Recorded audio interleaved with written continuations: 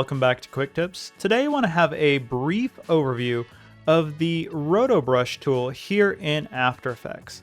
So what I have here is a video, and I want some type to go behind this character.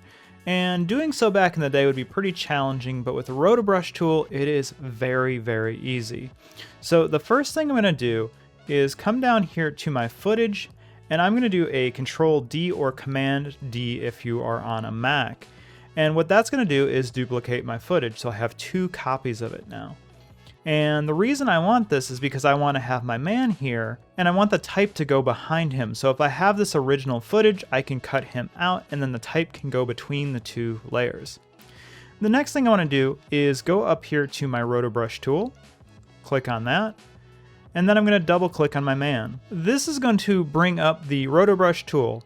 And with this, a lot of people's first instinct is sort of to trace around the character and redraw it out. You don't have to do that.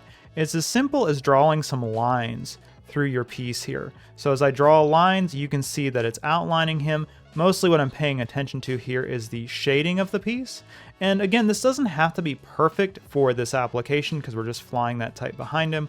We don't have to worry too much about the lower part of the table here, but we can see that that worked pretty well. Now, if I scrub my playhead around, we can see that looks pretty good and should be pretty effective for this piece.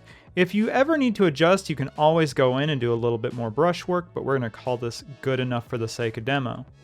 Now, right now, we are on this layer, not on our video, so I'm going to come back over here and click on my composition. If you want to see how that looks, you can always turn off the eyeball on the other layer, so now you can see what it looks like without the background. Pretty neat there.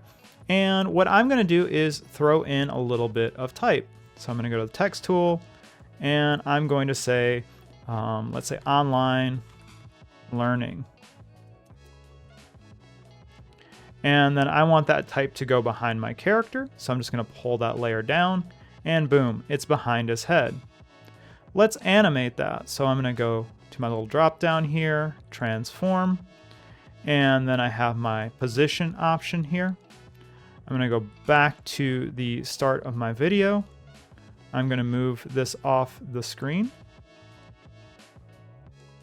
I'm going to add a position keyframe by clicking on the stopwatch. Scrub my playhead over to the end of the video. Drag that over, that'll create that next keyframe.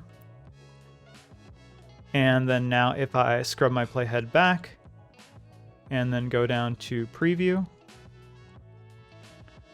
and play, we can watch this fly right behind our character here. Pretty neat little trick, not too hard to do with the Roto Brush tool.